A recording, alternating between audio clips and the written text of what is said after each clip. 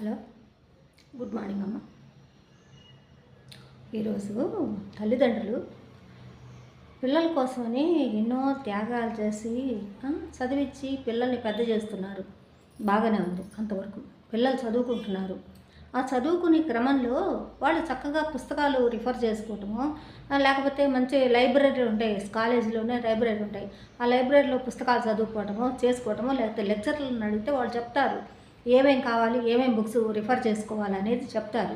కానీ చిన్నపిల్లలు వీళ్ళ తల్లిదండ్రుల యొక్క అమాయకత్వాన్ని క్యాష్ చేసుకొని, తల్లిదండ్రులు అన్ఎడ్యుకేటెడ్ అయితే వాళ్ళకు ఎలాగోలాగా చెప్పి ఐఫోన్లని, ఐప్యాడ్లని, ఏంటి ఈ పద్ధతి, వాళ్ళు ఎందుకు కొనిచ్చుకుంటున్నారు అసలు? తల్లిదండ్రులకి పాపం కొంతమంది ఏంటంటే చదువుకున్న వాళ్ళు కావాలని కొనిస్తున్నారు, అది వేరే విషయం.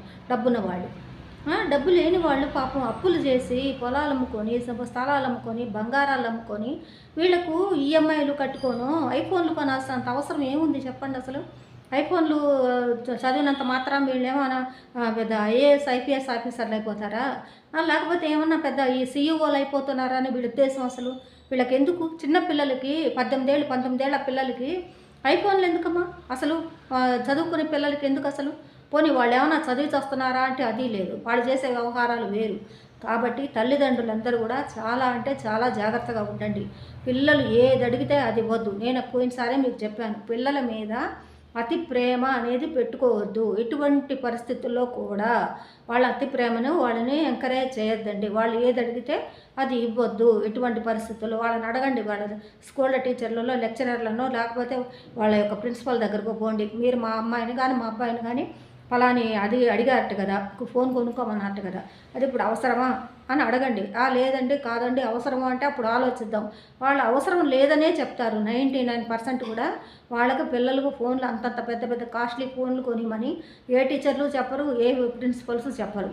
కాబట్టి మీరు వెళ్ళి అడుగుతానని మీరు పిల్లలకి చెప్పండి. నీకు కావాలి అని అనేటట్లయితే మీ ప్రిన్సిపల్ని నేను వచ్చి అడుగుతాను. మీరేంటంటే చదువుకొని తల్లిదండ్రులు కదమ్మా, మీరేం చేస్తారంటే భయపడతారు. అంత పెద్ద స్కూళ్ళకు పోయి మనం ఏం అడుగుతాము, మనం ఎలా? మీరు తెలుగులోనే మాట్లాడండి. వాళ్ళకి మీరేమి ఇంగ్లీష్లో మాట్లాడాల్సిన అవసరం లేదు, తెలుగులోనే మాట్లాడండి. వాళ్ళు చక్కగా మీతో మాట్లాడతారు తెలుగులోనే. కాబట్టి ఏంటి మా పద్ధతి ఏంటండి, మా అబ్బాయి ఎంతవరకు చదువుతున్నాడు, మా అబ్బాయి యొక్క ఇది స్టేటస్ ఏంటి, వాడు ఎంతవరకు దాని అవసరం ఉంది అనేది అడగండి పిల్లల్ని. అదొక సెక్షన్. నెక్స్ట్ ఏంటంటే మా పిల్లలు అమెరికానో ఇతర దేశాల వ్యవహారాలు చూసి పిల్లలు వాళ్ళ డ్రెస్సింగ్ స్టైల్ అయితేనేమి, వాళ్ళ యొక్క లైఫ్ స్టైల్ అయితేనేమి అన్నీ అమెరికాను అనుకరిస్తున్నారు కదా.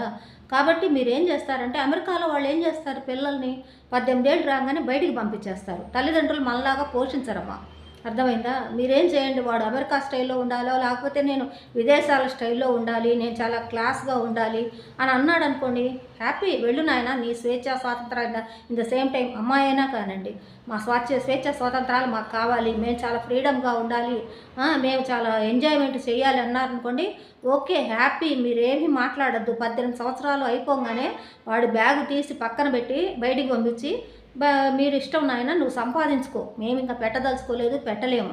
కాబట్టి అమెరికాలో లాగానే మీరు ఉండాలనుకుంటున్నారు కాబట్టి, అమెరికా యొక్క లైఫ్ స్టైల్ని మీరు అనుసరిస్తున్నారు కాబట్టి, అమెరికా వాళ్ళ లాగానే మనం కూడా ఇండియాలో మీరు తల్లిదండ్రులు పెట్టిన తింటూ తల్లిదండ్రులకు అప్పు సప్పులు చేయించి వాళ్ళని నట్టేయడం ముంచి మీరు ఇలాంటి పనులు చేసే కంటే హాయిగా అమెరికాలో లాగానే 18 ఇయర్స్ రాగానే బయటికి వెళ్ళిపోండి. హ్యాపీగా వెళ్ళిపోయి మీరు కష్టార్జితంతో మీరు చక్కగా కొనుక్కోండి. ఏం కొనుక్కుంటారో కొనుక్కోండి. క్లబ్బులు తిరుగుతారో, పబ్బులు తిరుగుతారో, మీ యొక్క డ్రెస్సింగ్స్ ఎన్ని వేలకు పెట్టి కొనుక్కుంటారో హ్యాపీగా కొనుక్కోండి అమ్మ. అమ్మాయిలు కొనుక్కోండి, అబ్బాయిలు కొనుక్కోండి.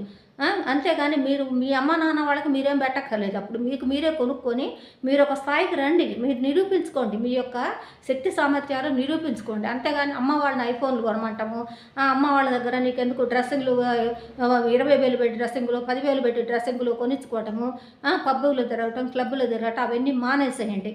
అర్థమైందా? అమెరికా స్టైల్లో బతకాలనుకుంటే మీరు అమెరికా స్టైల్లోనే బతకండి.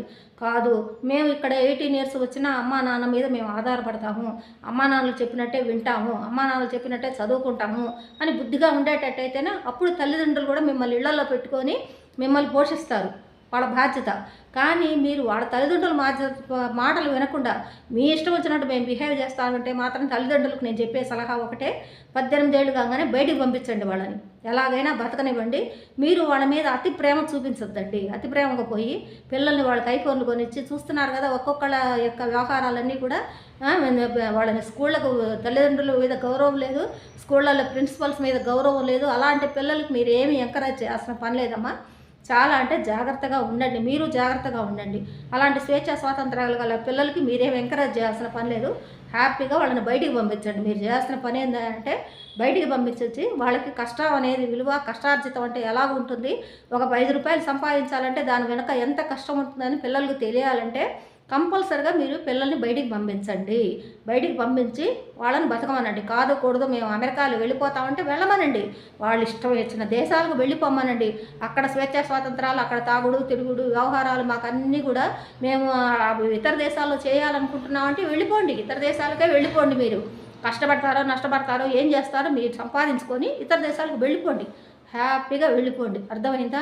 ఈ దేశంలో ఉండి ఈ తిండి తింటూ ఈ వ్యవహారాలు చేస్తూ ఇక్కడ పిచ్చి పనులు మాత్రం చేయవాకండి. ఈ దేశాన్ని నాశనం చేసే ప్రయత్నం మీరు చేయవాకండి. అర్థమైందా? నా విన్నపం అదే నాయన మీకు అందరికీ. ఉంటాను.